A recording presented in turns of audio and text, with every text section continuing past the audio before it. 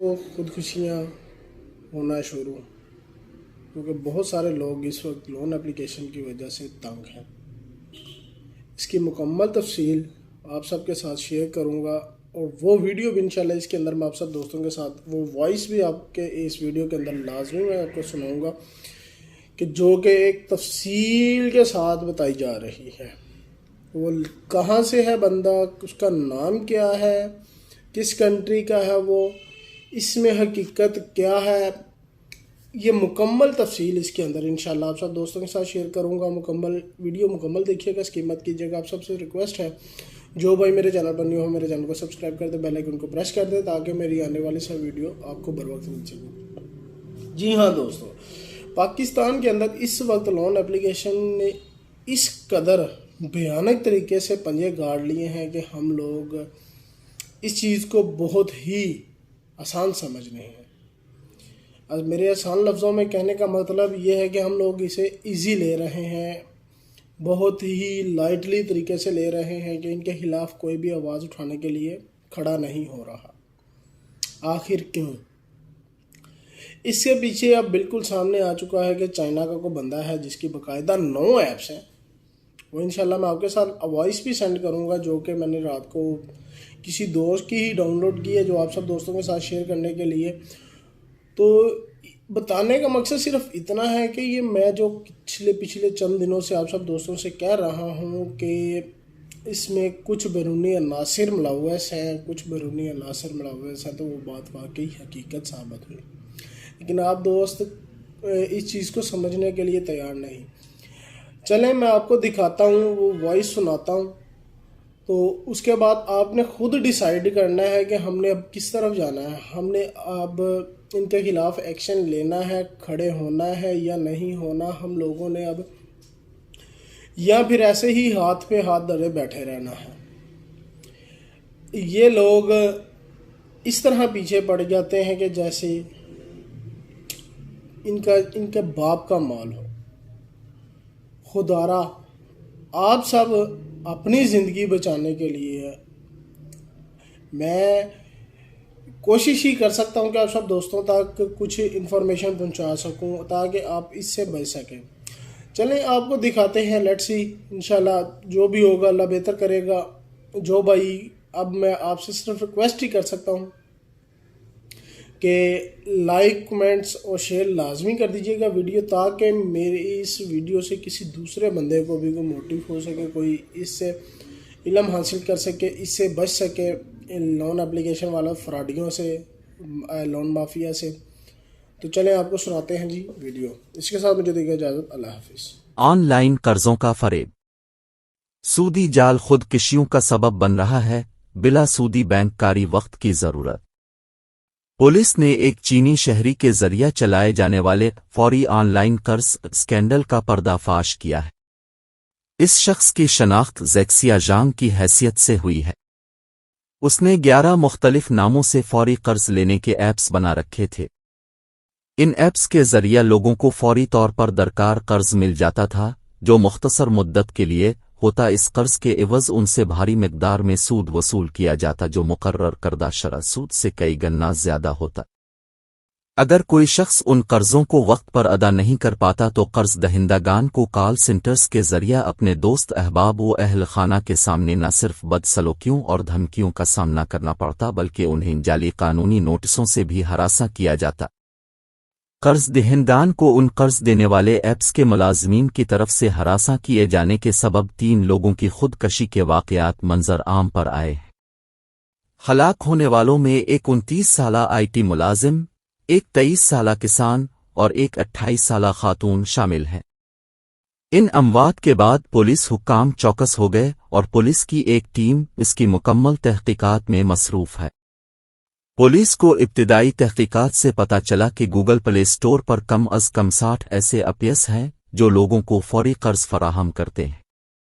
یہ ایپس جو چند مخصوص ناموں سے چلتے ہیں، جنہیں RBI نے کسی non banking financial company NBFC کے طور پر رجسٹرڈ نہیں کیا ہے، جو یقینی طور پر غیر قانونی ہے۔ ان غیر قانونی ایپس کو گوگل ایپ اسٹور کس حیثیت میں اپنے پاس رکھتا ہے، یہ معلوم نہیں ہے، لیکن اس طرح کے اپیس رکھنا آئی شرائط کی کھلی خلاف ورزی ہے، کیونکہ تمام تر ایپس کی رازداری کی پالیسیاں ہوتی ہیں جو صارف کے ڈیٹا کو جمع کرتی ہیں۔ اس رازداری کی خلاف ورزی کی صورت میں گوگل کو چاہیے کہ وہ ان ایپس کو فوری طور پر اپنے اسٹور سے ہٹ دے۔ پولیس اہلکار جو اس دھوکہ دہی کی تفتیش کر رہے ہیں انہوں نے کہا کہ information technology intermediary guidelines rules 2011 کے تحت اپنی ساری اطلاعات کی تفصیلات دینی ہوتی ہیں اور شکایتوں کی یکسوئی کرنے والے افسر کی ساری تفصیلات بھی فراہم کرنی ہوتی ہیں۔ ان تمام ایپس نے جو تفصیلات فراہم کی ہیں وہ ساری جعلی ہیں۔ درآباد کے سائبر آباد علاقہ راجندر نگر سے تعلق رکھنے والے ایک سافٹ ویئر انجینئر نے فوری قرض دینے والے موبائل ایپ کمپنی کے نمائندوں کی دھمکیوں کے سبب مبینہ طور پر خودکشی کر لی۔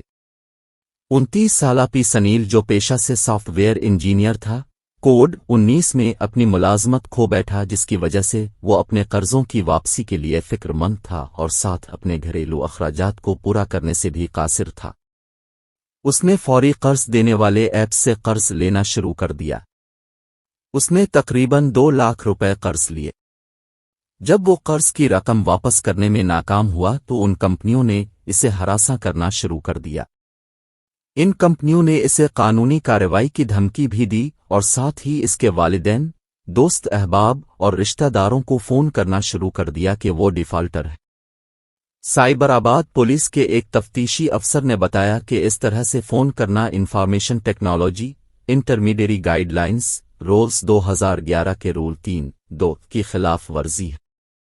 اجیت کے ایس جو کیرالہ کے تاجر ہیں، انہوں نے ایک چینی ایپ سے جو فوری قرض دینے والا ایپ ہے 6 دن کے لیے 35,000 روپے کا قرض لیا جس کے عوض اسے 47,000 روپے واپس کرنے پڑے۔ اس نے اپنے قرض کی ادائیگی میں 1 دن کی تاخیر کی تو ایپ کے نمائندوں نے اس کے رابطوں، فوٹو گیلری اور پیغامات تک رسائی حاصل کر لی اور اس کی فون فہرست میں موجود رابطوں کو اس کے خلاف شرمناک پیغامات بھیجے۔ کیرالہ کے اس تاجر کو سامان خریدنے کے لیے فوری طور پر کچھ نقد رقم کی ضرورت پڑی تو اس نے سنیپ نامی ایپ سے قرض لیا۔ اس نے کہا کہ جب میں نے قرض کی ادائیگی میں 1 دن کی تاخیر کی تو انہوں نے میری کچھ ذاتی تصاویر میرے سارے رابطوں میں شیئر کر دیں اور مجھ کو فراڈیا قرار دے دیا۔ انہوں نے مجھے دن بھر دھمکی آمیز کالوں کے ذریعے ہراساں کیا اور دھمکیاں دیں کہ وہ پولیس کو مطلع کریں گے اور کلیکشن ایجنٹوں کو گھر بھیجیں گے۔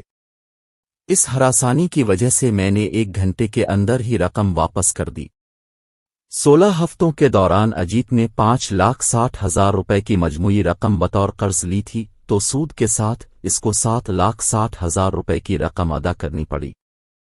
اگر وہ اتنی رقم کسی نان بینکاری مالیاتی کمپنی جو سب سے زیادہ 18% سود لیتی ہے سے لیتا جو ریزرو بینک آف انڈیا میں رجسٹرڈ ہو تو اسے 35,000 کے قرض لینے پر 41,300 روپے ہی ادا کرنے پڑتے۔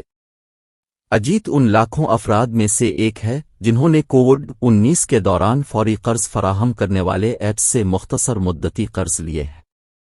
ان ایپس میں بھی زیادہ تر ایپس ایسے ہیں جو RBI کے ساتھ رجسٹرڈ نہیں ہیں، پھر وہ کس بنیاد پر قرض دینے کے مجاز ہیں؟ حیرت کی بات یہ ہے کہ 500 سے زائد ایپس گوگل پلے اسٹور پر دستیاب ہیں جو غیر قانونی ہیں، ان میں زیادہ تر چینی ایپس ہیں۔ یہ ایپس کن عناصر کی مدد سے ملک میں پھل پھول رہے ہیں ابھی تک معلوم نہیں ہو سکا ہے۔ حد تو یہ ہے کہ یہ لانچنگ کے چند مہینوں میں 10 لاکھ سے زیادہ ڈاؤن لوڈ کر لیے جاتے ہیں۔ ایپ کے نمائندے اس قدر قرض دہندوں کو ہراساں کرتے ہیں کہ وہ خودکشی کرنے پر مجبور ہو جاتے ہیں۔ پرشانت رنگا سوامی نے اپنے ٹویٹر اکاؤنٹ پر تمل ناڈو کا ایک واقعہ بیان کیا ہے۔ تمل ناڈو میں ایک لڑکی جس نے والفا دیار لون سے قرض لیا تھا وہ قرض ادا نہ کر سکی تو اس ایپ کے نمائندے نے اس سے یہ مطالبہ کیا گیا کہ وہ اسے برہنہ ہو کر ویڈیو کال کرے۔ وہ اس ہراسانی کو برداشت نہ کر سکی اور اس نے نومبر 2020 میں خودکشی کی کوشش کی۔ تمل ناڈو کے سیاست دانوں نے وزارت خزانہ کے سامنے آن لائن قرض دینے والے ایپس کا مسئلہ اٹھایا اور کہا کہ حکومت کو چاہیے کہ قرض دہندگان کی حفاظت کرے، ان ہراساں کرنے والوں کے خلاف کارروائی کرے۔ انہوں نے یہ بھی مطالبہ کیا کہ قرض دینے والے ایپس پر پابندی لگائی جائے۔ درآباد اور گڑگا میں پولیس عہدیداروں نے بڑے پیمانے پر انڈونیشیا اور چین سے تعلق رکھنے والی 4 کمپنیوں پر چھاپے مار کر 700 لیپ ٹاپ ضبط کیے۔ ان 4 فوری قرض دینے والی جعل ساز کمپنیوں میں تقریباً 1000 افراد کام کر رہے تھے۔ سائبر آباد پولیس کے ایک پریس نوٹ کے مطابق ملازمین اور 2 کمپنیوں کے ڈائریکٹرز کو گرفتار کر لیا گیا ہے، جو کیش ماما، دھنا دھن لون اور لون زون نامی 3 ایپس چلا رہے تھے، جس کے تقریباً 1.5 لاکھ صارفین ہیں۔ سائبر آباد پولیس نے NBFC، ان کے مینیجنگ ڈائریکٹرز اور گوگل کو نوٹسیں جاری کر دی ہیں۔ یہ فوری قرض دینے والے ایپس سوشل میڈیا اور خاص کر فیس بک پر اشتہارات دیتے ہیں اور لوگوں کو لالچ دلاتے ہیں کہ ان کے پاس سود کی شرح 0.98% ہے۔ لہذا لوگ قرض کے اس جال میں پھنس جاتے ہیں کہ سود کی شرح بہت کم ہے، لیکن حقیقت اس کے برعکس ہوتی ہے۔ یہ غیر قانونی فوری قرض دینے والے ایپس ایک دن میں 0.98% سود کا حساب لگاتے ہیں، نہ کہ سال بھر کا فیصد۔ اگر اس کا سالانہ حساب لگایا جائے تو اس کی شرح سود 66% ہو جاتی ہے، جو RBI کے مقرر کردہ شرح سود کی حد سے تقریباً دگنا ہے۔ مزید یہ کہ سود کے علاوہ قرض لینے والوں سے پروسیسنگ فیس اور 18% GST بھی وصول کا جاتا ہے۔ یہ ایپس بینکوں سے قرضوں کی منظوری میں تاخیر کا فائدہ اٹھاتے ہیں اور لوگوں کو ان قرضوں کے جال میں پھانس لیتے ہیں۔ پھر قرض کی ادائیگی میں تاخیر پر ان کے نمائندے ان افراد کو ہراساں کرتے ہیں اور نوبت یہاں تک آ جاتی ہے کہ وہ خودکشی کرنے سے بھی گریز نہیں کرتے۔ وزارت خزانہ کو ان ایپس پر فوری پابندی عائد کرتے ہوئے RBI کو ہدایات جاری کرنی چاہیے کہ وہ ایسے ایپس کی نگرانی کریں تاکہ وہ لوگوں کا استحصال نہ کر سکیں۔ گوگل کو بھی چاہیے کہ وہ اپنی پالیسیوں پر مضبوطی سے عمل پیرا ہو اور ان ایپس کو اپنے اسٹور میں جگہ نہ دے۔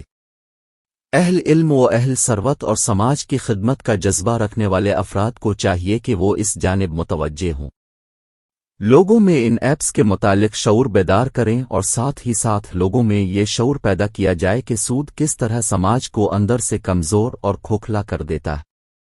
انہیں سود کی خباثتوں سے آگاہ کرتے ہوئے متبادل ذرائع بتائے جائیں اور حکومت پر بھی بلا سودی بینک کاری نظام قائم کرنے پر زور ڈالا جائے تاکہ لوگ بلا سودی بینک کاری کے ثمرات سے فائدہ اٹھا سکیں۔